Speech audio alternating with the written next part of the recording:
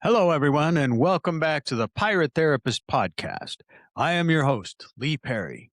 I am the Pirate Therapist, and today we're talking about something that is incredibly easy to understand in theory, but incredibly difficult to practice in real life: boundaries. If you've spent any time in a therapy site of the internet, or if you've ever looked at any DBT skills, you hear the word boundaries thrown around a lot. But what does that actually mean? Are we just building walls to keep people out? Are we being selfish? Well, today we're going to break down exactly what boundaries are and why we so desperately need them, and who needs them most, and the very real consequences of walking through life without them. So let's dive in. So, what are emotional boundaries? At their core, emotional boundaries are rules, limits, and behaviors that we set up to protect ourselves, to protect our mental well being. Think of them as a premise that your emotions are your responsibility and other people's emotions are their responsibility. Now, in psychology, we often talk about three types of boundaries. There are rigid boundaries. This is a 10-foot wall made of stone. People with rigid boundaries, they put these up to keep everyone out. They hate showing weakness, and they often use distance to maintain control. And secondly, we have diffused or porous boundaries. This is having no fence at all. People with diffused boundaries have a hard time saying no and often defer to others and base their self worth on pleasing the people around them. And then there are flexible boundaries. Think of it as sturdy fence, but with a gate. You can keep the unwanted things out, but you have the mechanism to let good things in. Adapting, this allows you to adapt to different circumstances. Now, a healthy emotional boundary sounds like, if you yell at me, I will need to leave the room. Or simply, I don't have the capacity to take on that project right now. It's saying this is okay. It's saying what is okay for me and what is not okay for me. So you might want to know who needs boundaries, who actually needs to set them. The short answer is absolutely everyone. Even the healthiest, happiest relationships require boundaries. They are especially critical for chronic people pleasers.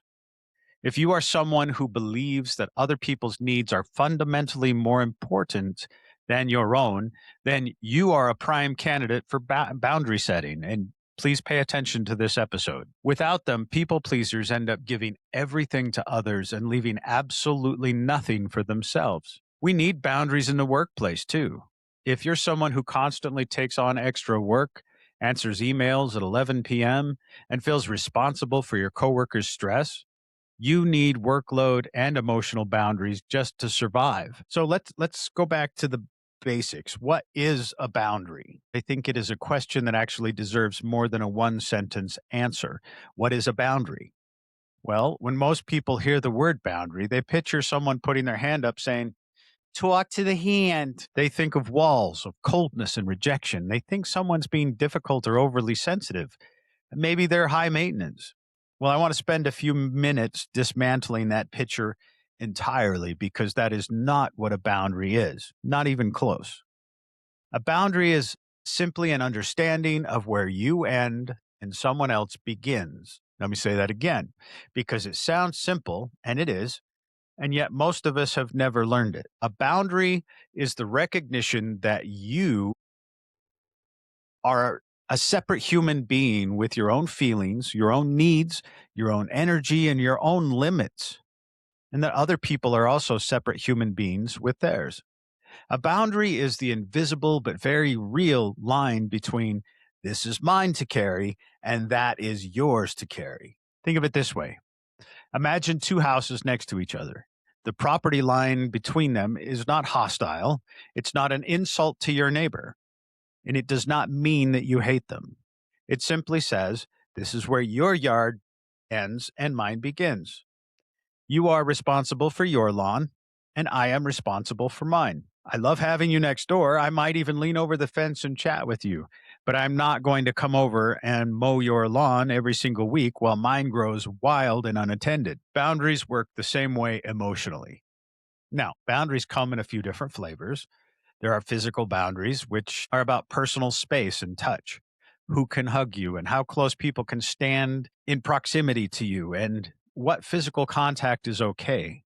There are emotional boundaries, which are about protecting your emotional energy, not taking responsibility for how everyone around you feels, and not letting other people's moods dictate yours. There are time boundaries, which are about how you spend your hours and your days, and recognizing that your time is a resource and a finite one at that. There are energy boundaries, which are about knowing what drains you and having the right to protect yourself from constant depletion. And there are conversational or mental boundaries, which are about what topics you are willing to engage in and what you are not. Now, none of these boundaries are permanent walls. That is the key distinction. A wall says nobody gets in, and no one ever gets in, no exceptions. And a boundary says, here's a condition under which I let people in. And here's what happens when that condition is not met. A boundary is not a punishment, it is a policy. And this is where it can get interesting because a lot of us grew up in environments where having needs was inconvenient, where saying no was considered selfish, and where a good person was someone who was always available and always accommodating and always giving. And so the idea of setting a boundary can feel deeply uncomfortable, even shameful. It can feel like you're being unkind, like you're being a rigid or unloving person. The absence of boundaries is not love, it's self abandonment. When you never say no, when you stretch yourself past your limits every single time, when you take on everyone else's problems as though they were your own, you're not being generous. You're running on an account that is constantly overdrafting. And eventually, you're going to run out of funds entirely. You will become resentful, exhausted, and emotionally bankrupt. And the people you were trying so hard to please will sense the bitterness underneath, even if you never say a word about it. Healthy boundaries, on the other hand, actually make your relationships better. When you know what you need and you are able to communicate it, the people in your life don't have to guess. They don't have to tiptoe around an invisible minefield. They have a map. They know how to love you well because you have told them what well looks like. So when we talk about boundaries on this podcast, this is always what we mean. We're not talking about shutting people out. We are talking about showing up fully, authentically, and sustainably by being honest about what our limits are. Because the most generous thing you can do for people you love is not to quietly resent them for the rest of your life. So, why are boundaries important? First and foremost, boundaries are a form of self care and self preservation. They create the psychological separation necessary for you to have your own feelings, make your own decisions, and ask for what you want without needing to appease someone else. Boundaries also create realistic expectations. It is incredibly unfair to be angry at someone for crossing a line that you never drew. When you clearly communicate your boundaries, you give people framework for how to love, support, and respect you. It takes the guesswork out of relationships. It says, you don't have to read my mind. Here's a map so you know how to treat me well. Ultimately, when you set boundaries, you are teaching people how to treat you. So now that we know what a boundary is, let's talk about why we need them. And I don't just mean in a vague theoretical sense. I mean practically, biologically, relationally, ecumenically, actually needing boundaries to function. And this is the answer in short as to why we need boundaries, because you are not infinite. I know that sounds obvious. Of course, you're not infinite. You have a body that gets tired, and a mind that gets overwhelmed, and an emotional reservoir that can run dry.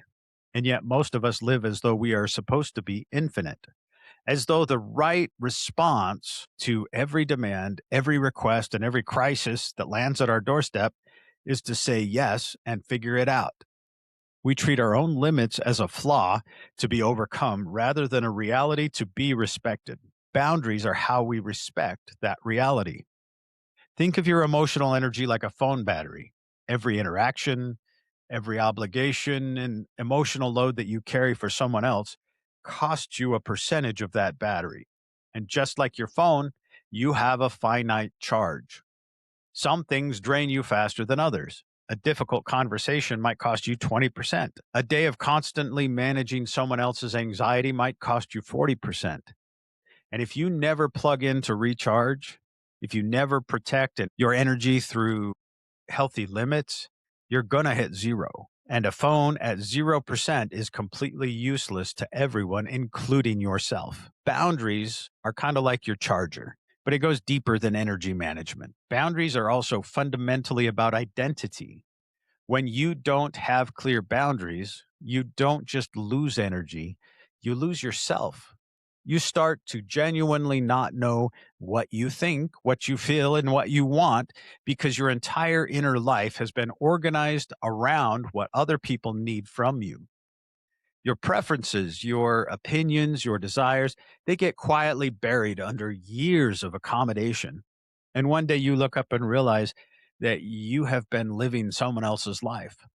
You have been so busy being what everyone needed you to be that you forgot what it was to be yourself. Boundaries are what make our self possible. They also protect the quality of our relationships. Now, this surprises people because it feels counterintuitive sometimes. Shouldn't having fewer limits make you more available, more loving, and connected? Well, actually, the opposite is true. Relationships without boundaries, they breed resentment. When you keep saying yes while internally screaming no, that resentment builds up like a sediment. It doesn't disappear because you smile through it. It accumulates quietly and eventually poisons the well. You start to feel like a victim. You feel used and unseen. You feel unappreciated. Even if the other person had no idea you were struggling because you never bothered to tell them. Boundaries break that cycle. When you communicate your limits honestly, you give your relationship a chance to be genuinely mutual. You stop being the person who gives everything and secretly keeps score. You become someone who gives freely within a framework that is actually sustainable. That is where the real connection lives, not in martyrdom, but in honest, genuine, mutual respect. There is also a safety element here that we don't talk about enough. Boundaries protect us from people who, whether intentionally or not, take more than they should. Not everyone in our lives has good intentions. Some people are manipulative. Some are emotionally immature. And some are so consumed by their own needs that they genuinely cannot see how much they are taking from you. Without boundaries, you are essentially leaving your front door wide open and hoping no one takes advantage of that. Boundaries are discernment. They are your ability to say, I see what is happening here, and I am choosing not to participate in it. And then there is the physical reality. When we chronically ignore our own boundaries, when we override our body's signals and suppress our own needs and absorb everybody around us, if we absorb their stress, our bodies are going to pay that price. Research consistently shows that people with poor emotional boundaries experience higher rates of anxiety, burnout, and disrupted sleep, even physical illness. Your nervous system is not equipped to carry unlimited loads indefinitely. When you refuse to set limits, your body eventually sets them for you in the form of exhaustion or illness, and maybe even an emotional collapse. Boundaries are not just good psychology, they're good physiology. Now, I want to be honest about something. Setting boundaries isn't easy. If it were easy, we wouldn't need entire books and therapy sessions and podcast episodes like this to explain it. The reason it's hard is that most of us were taught, either explicitly or implicitly, that our needs come last, that good people sacrifice, that saying no is a form of cruelty, and unlearning that is genuinely difficult. It takes practice, it takes discomfort, it takes being willing to disappoint people sometimes and sitting with that discomfort without caving in. But here's what I have come to believe: setting a boundary is an act of respect for yourself and for the other person as well. It is honest. It says, I care enough about this relationship to tell you the truth about what I can and cannot do. It treats the other person as someone capable of handling your honesty rather than someone who must endlessly be managed and appeased. Perhaps most importantly, you cannot sustainably love, serve, create, or contribute to anything if you are running on empty. The artist who never rests stops making art. The caregiver who never receives care burns out. And the leader who never protects their energy stops leading well. Whatever it is you're trying to give the world, your work, your family, your community, your creativity, that thing depends on you having something left to give. Boundaries are not the enemy of generosity, they are the source of it. So, why do we need boundaries? Because you're not infinite, because your relationships deserve honesty, because your identity deserves protection, and because the most sustainable, authentic, and generous version of you exists only when you have drawn lines that allow you to breathe and function within yourself. Now, before we go further, I want to pause on something that comes up almost every time we talk about boundaries: needs, limits, and self respect. At some point, somebody starts to wonder, is this healthy self interest or am I just being selfish? And that is an important question because for a lot of people, those two ideas feel dangerously close together.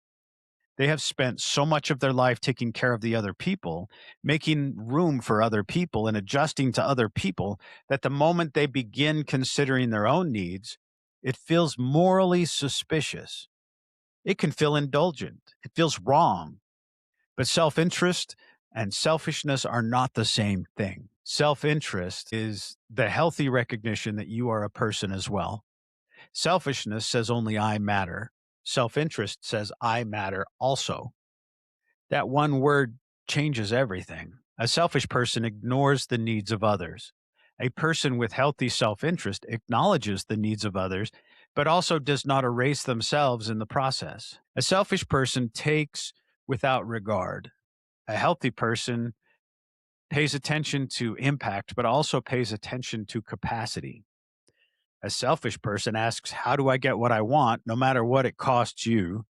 And a person with healthy self interest asks, how do I care for myself honestly while still treating you with dignity? Those are not the same posture, not even close. I think one of the reasons people confuse them is that both can involve the word no.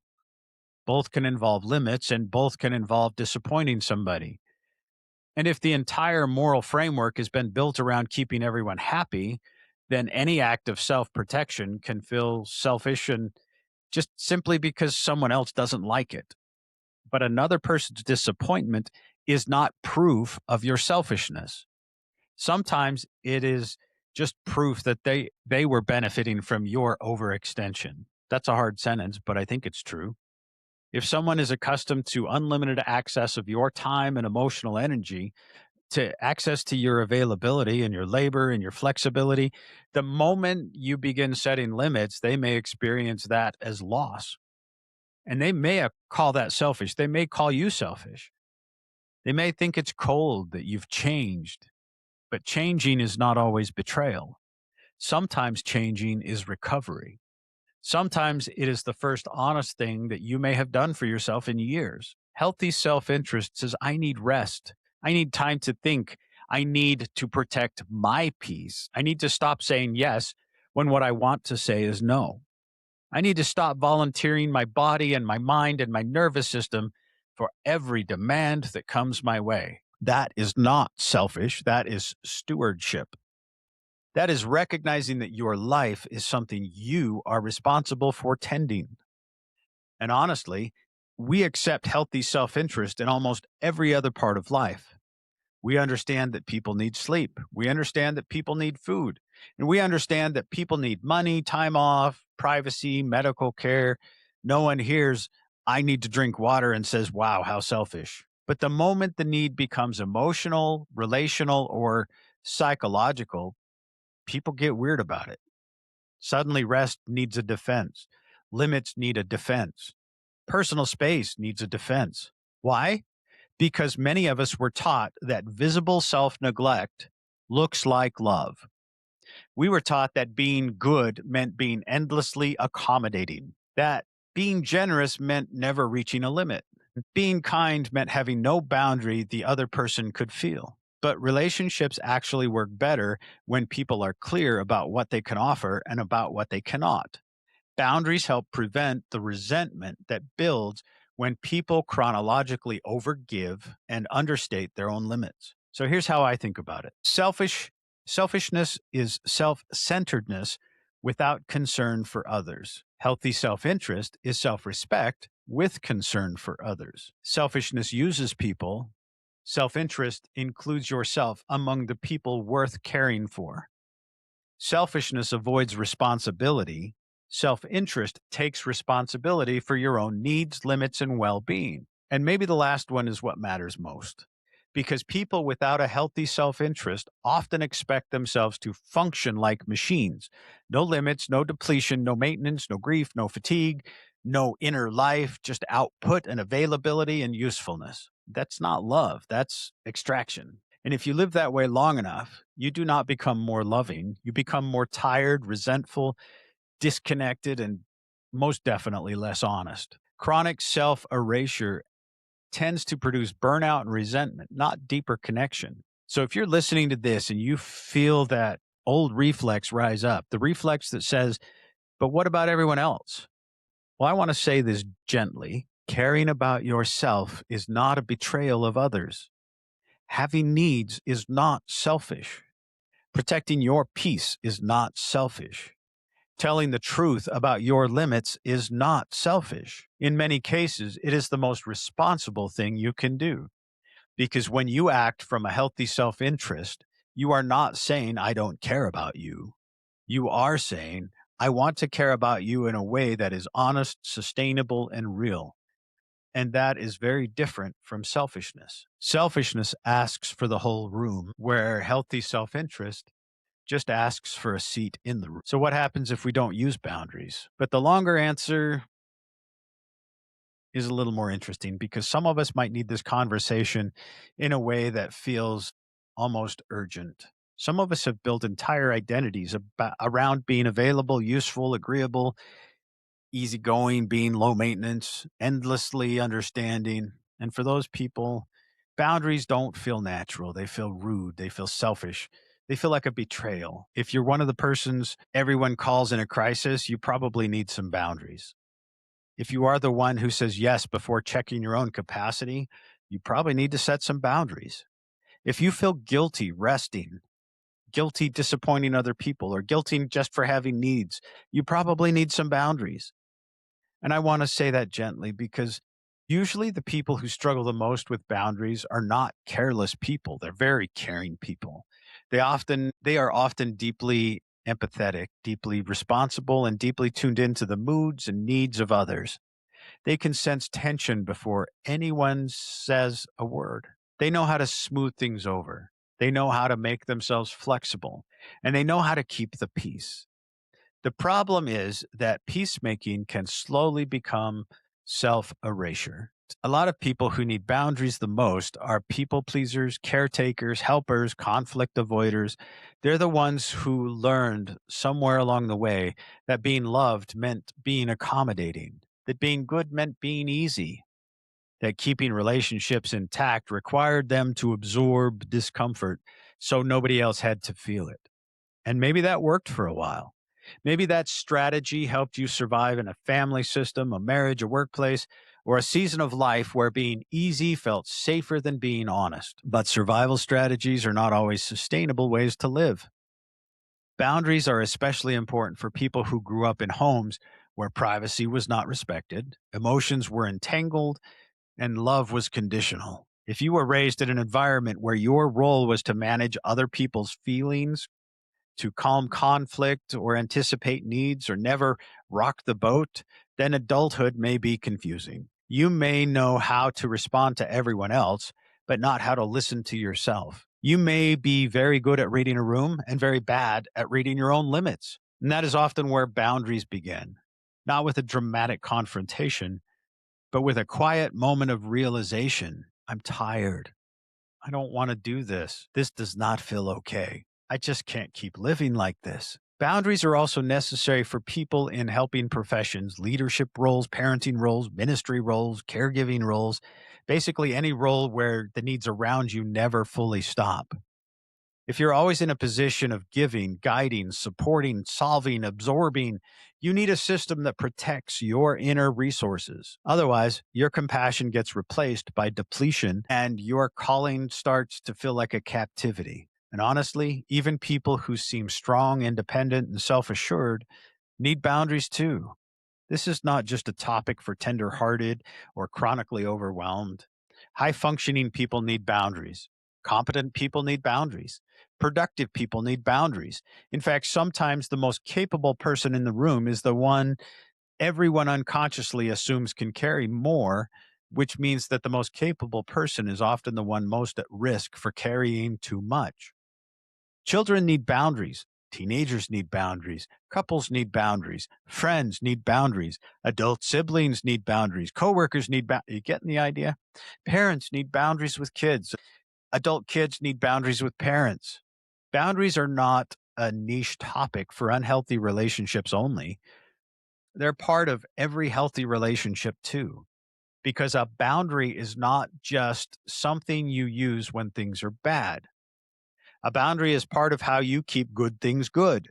And maybe the most important group who needs boundaries is this: people who think they should be able to handle everything. Those are the people who say it's fine when it isn't. The people who minimize their own exhaustion. The people who pride themselves on not needing too much. The people who can function while quietly falling apart. If that's you, boundaries may feel unnatural at first because you are used to measuring your worth by your usefulness. But your worth was never supposed to be built on how much discomfort you can absorb without complaint. So, who needs boundaries? The highly sensitive person needs them. The overcommitted person needs them. The generous person needs them. The exhausted person needs them. The resentful person needs them. The person who keeps ending up on one sided relationships needs them. The person who feels invisible needs boundaries. The person who has never asked once, "What do I need here?" They definitely need them. In other words, if you fall under what I would call the category of human, you need boundaries. So, what happens when we don't use boundaries? At first, sometimes nothing obvious. That is part of what makes it so deceptive. In the beginning, not having boundaries actually looks like success. People like you, they praise you for being flexible. They rely on you. They call you generous, dependable, selfless, calm under pressure. And those are all wonderful, beautiful things to be.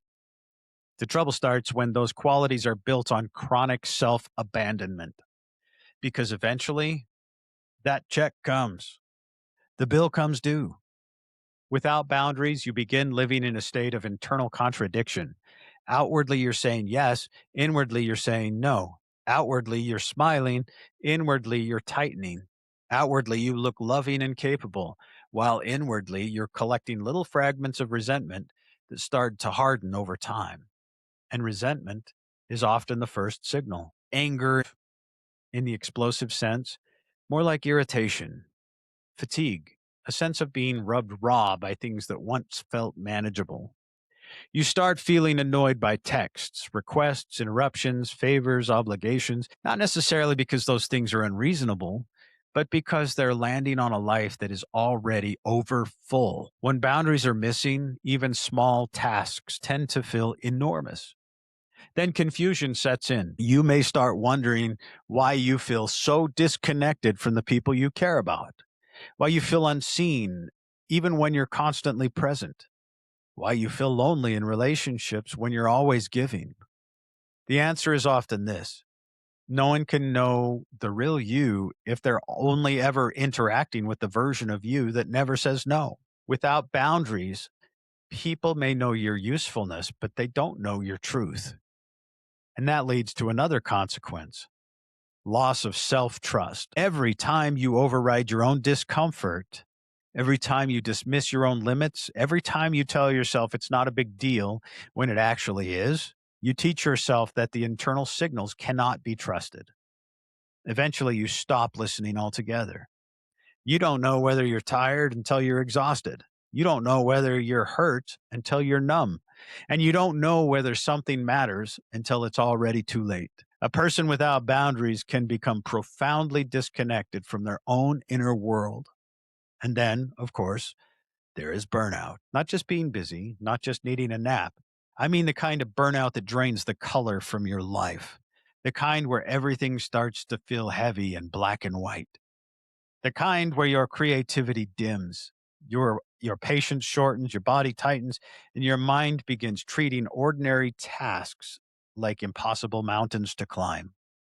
When you live too long in overextension, your whole system starts protesting. Sometimes that protest looks like anxiety. Sometimes it looks like irritability. Sometimes it looks like shutting down emotionally. Sometimes it looks like procrastination, brain fog, or a strange inability to do simple things. Sometimes it looks like tears over something tiny because the tiny thing was never the real issue. The real issue was accumulation, the straw that broke the camel's back. Another thing that happens without boundaries is that relationships become unclear. You do not know what it is yours. You don't know what is yours to carry and what is not. So you start over functioning. You solve problems that no one asked you to solve. You absorb moods that are not yours. They don't belong to you. You feel responsible for making sure everyone is okay. And when they're not okay, you assume that somehow you have failed. That is a brutal way to live because when everything feels like your responsibility, peace becomes impossible. There's always one more thing to fix, always one more person to manage, one more emotional fire to put out. And at some point, you realize that you have become a full time emotional custodian in a building that you don't even own. Without boundaries, relationships can also become magnets for imbalance. People who are used to taking too much will keep taking on too much. People who expect unlimited access will just keep expecting it. And not always because they're evil or malicious, sometimes because the pattern works for them and nobody has interrupted it. The boundary interrupts the pattern. Without one, the pattern often deepens.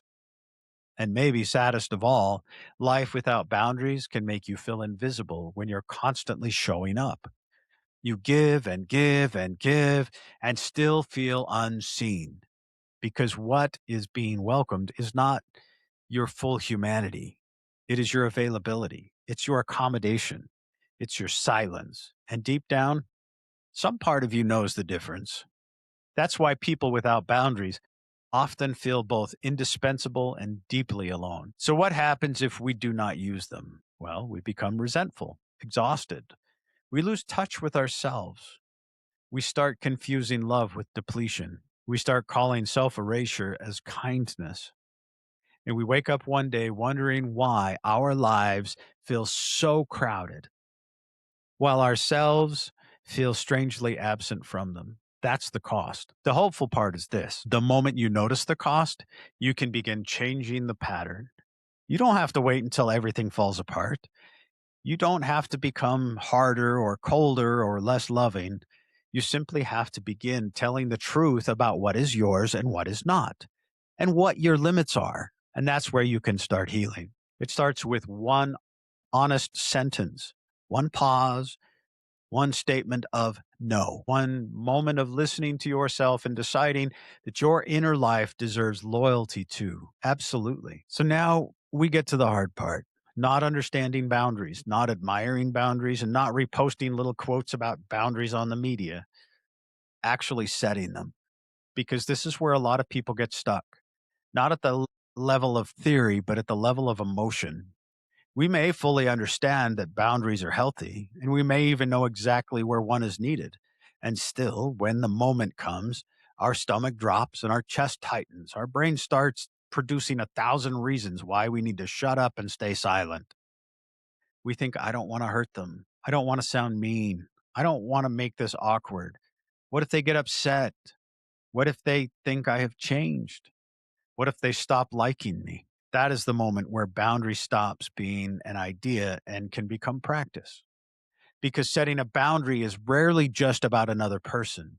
Usually it's about your relationship to guilt, discomfort, approval, and fear. A lot of us think cruelty means making someone unhappy, but that definition is far too broad. If another person is disappointed because you told the truth about your limits, that does not automatically mean that you are unkind. Healthy boundaries are meant to make expectations clearer and relationships more sustainable, not more hostile. Sometimes what feels mean is actually just unfamiliar honesty. And I think that matters because many people have confused kindness with endless accommodation. They think being loving means always being available, always being flexible, always absorbing the inconvenience so nobody else has to. But real kindness is honesty. False kindness says yes while I grow bitter. False kindness smiles while I start keeping score. False kindness avoids one uncomfortable moment and creates 100 resentful ones later. A boundary, by contrast, tells the truth early. And the truth early is almost always kinder than the explosion that will come later without it. So, how do we actually do this? First, start by getting clear with yourself before you try and get clear with someone else. A lot of people try to set boundaries when they're already overwhelmed, already flooded, and at the end of the rope. That's understandable, but it helps to pause and ask yourself a few simple questions. What is bothering me?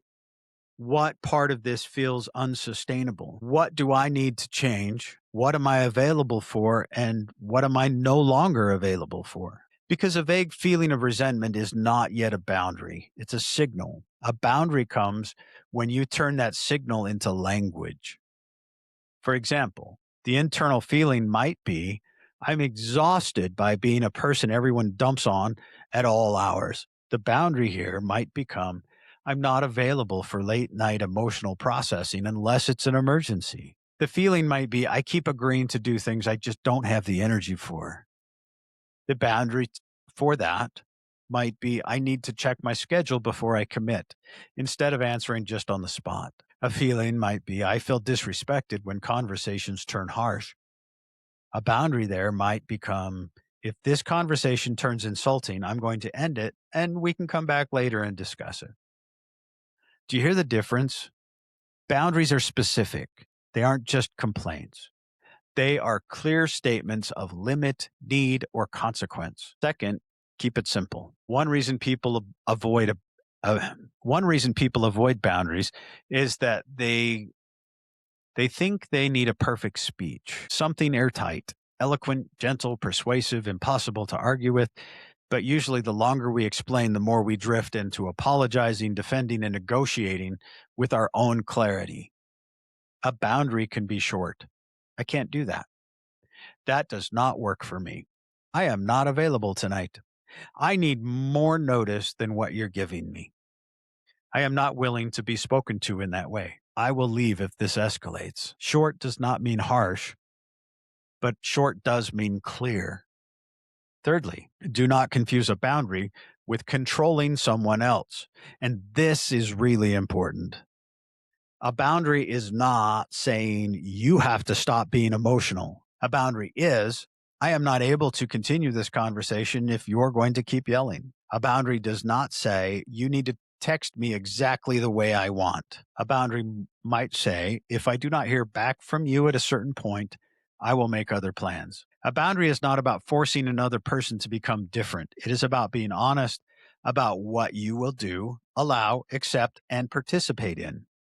That distinction matters because it keeps boundaries grounded in responsibility instead of power. They help each person know what is theirs to carry and what is not.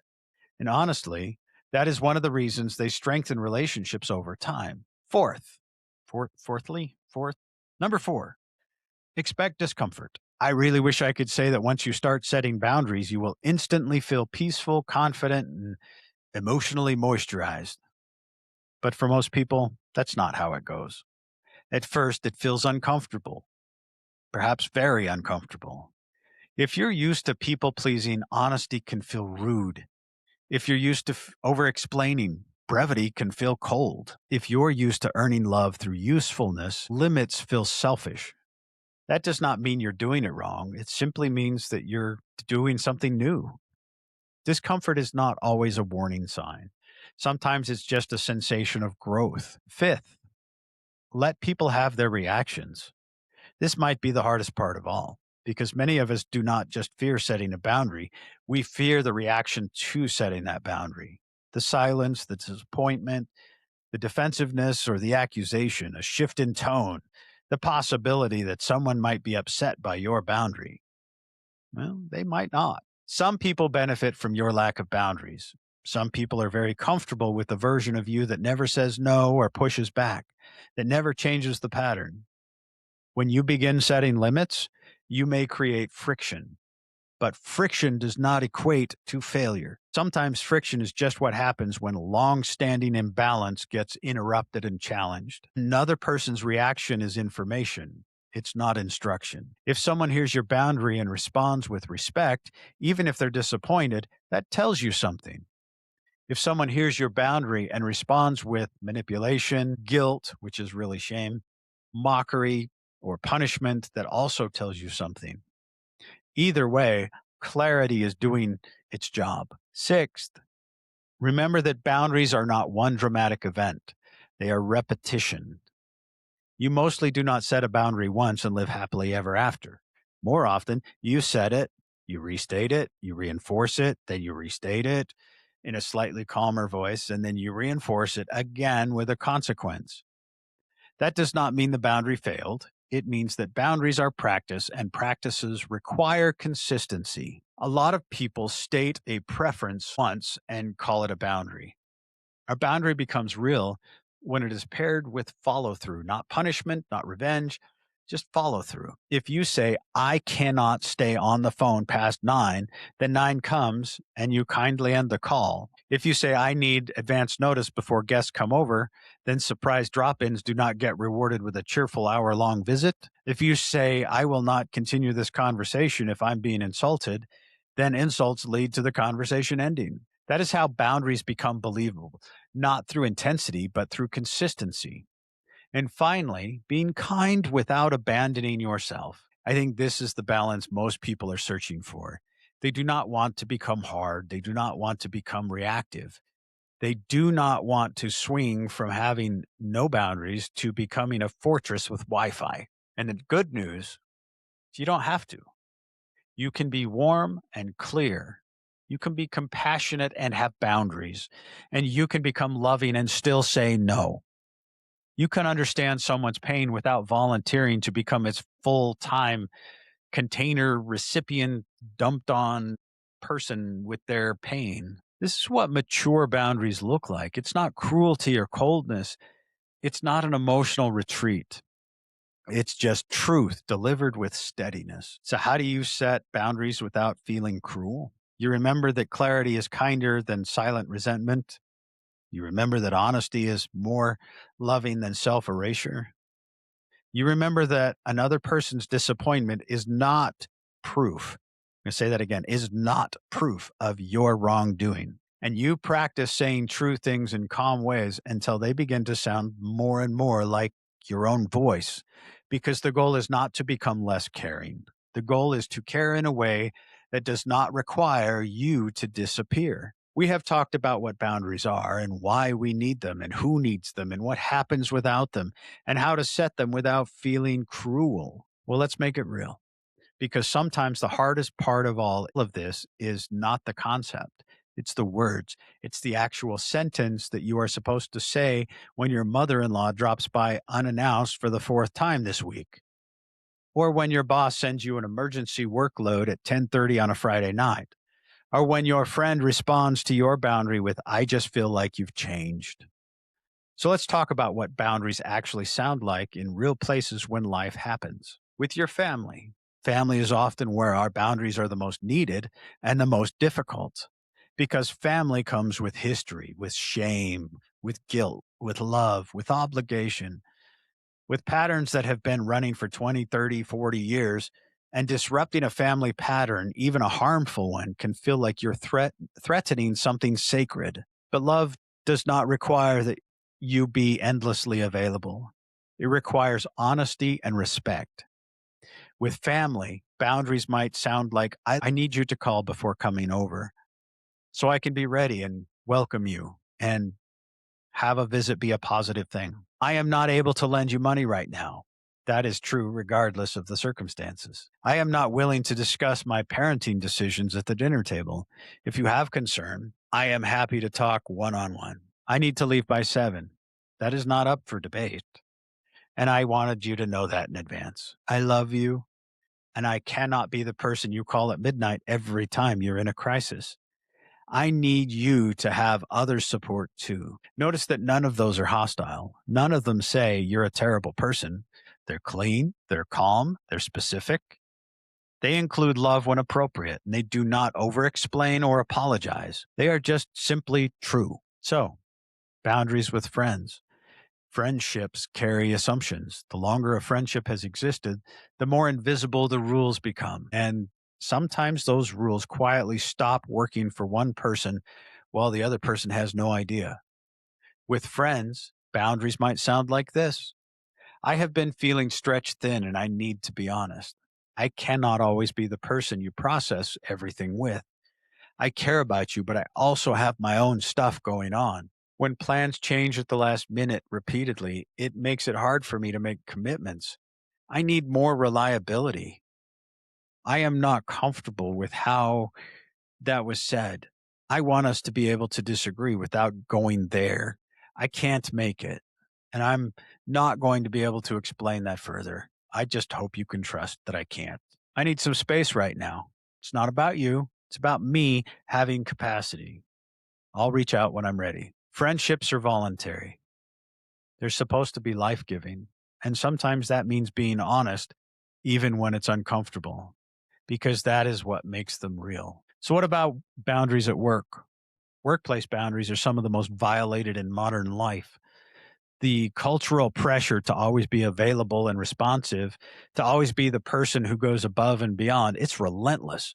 And slowly, what once was extraordinary becomes baseline expectation. At work, boundaries might sound like this: I am not able to take on additional projects right now without something coming off of my plate. Which ones would you like to reprioritize? I am not available by phone after 6 in the evening unless it has been discussed as part of my role. I need feedback delivered professionally.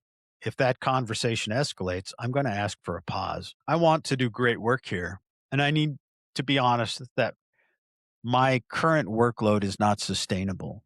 Can we talk about solutions? That comment felt inappropriate to me. I want to address it directly rather than just let it pass. Workplace boundaries often require more tact, more awareness of power dynamics, but the core principle still remains the same. Your time and your dignity are worth protecting, regardless of your job title. So, what do boundaries look like in dating or romantic relationships? Early in dating, people often feel pressure to be endlessly flexible and endlessly available, endlessly impressive. They perform instead of present themselves. And boundaries are the very thing that can make that connection real because they give the other person an accurate picture of who you really are. In dating, boundaries might sound like, I'm not comfortable moving this quickly. I'd like to slow down. I need consistency in communication to feel safe in something new, and that matters to me. I'm not willing to spend time with someone who drinks that the way that happened last weekend. I need to be honest that I am not looking for something casual. If that is where you are, that's okay, but I want it to be clear. That felt like you were dismissive. I want to be able to tell you when something bothers me without being minimized. In established romantic relationships, boundaries shift somewhat. They do not disappear. Long term partners still need to renegotiate their limits as life changes. What worked at 25 might not work at 40. What felt fine before children may feel completely unsustainable after. Kids are good at making you feel that way. Kids are great, though. Couples who can say honest things to each other, including, this is not working for me anymore, tend to build relationships that last.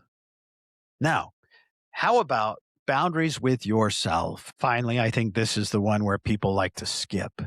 You also need boundaries with yourself. Yes, with yourself. because some of the worst boundary violations we experience come from our own inner voice. The inner voice that says you're not allowed to rest until everything is done. The inner voice that says you need to fix this, solve this, manage this, carry that. The inner voice that tells you that everyone else's needs matter more than your own. Yours can wait. Internal boundaries sound like, I am not going to check my phone after 9 p.m. I am not going to volunteer for someone or for something out of guilt. I am not going to say yes before I've checked with myself. And I am not going to apologize for something that I did not do wrong. I am allowed to have an opinion in this. I am allowed to rest, even though the list is not finished. Your inner life deserves the same protection that you are trying to extend to your outer life. The thread through all of these, with family, friends, coworkers, partners, and yourself, is all the same.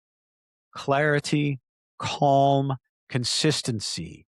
It's not cruelty, combat.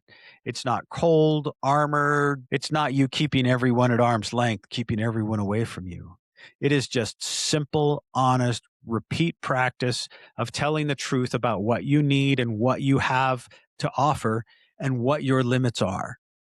Because every relationship you are in right now, including the one with yourself, will only be as healthy as the honesty you are willing to bring into it. I want you to listen to this next part very closely. You are allowed to take up space. You are allowed to have needs. You are allowed to stop carrying what was never meant to be yours to carry. The more consistently you live that out, the more you will find that the right people, the ones worth having in your life, they will meet you there. So, as we wrap up today, I want you to think about the fences in your life. Are they 10-foot stone walls? Are they non-existent? Or do you have a sturdy fence with a gate that you can open and close? Remember, setting a boundary isn't mean and it isn't selfish. It is the framework that allows you to engage in your relationships fully, healthily, and authentically. I want to thank you for listening, and I will catch you next week on our next episode. You take care.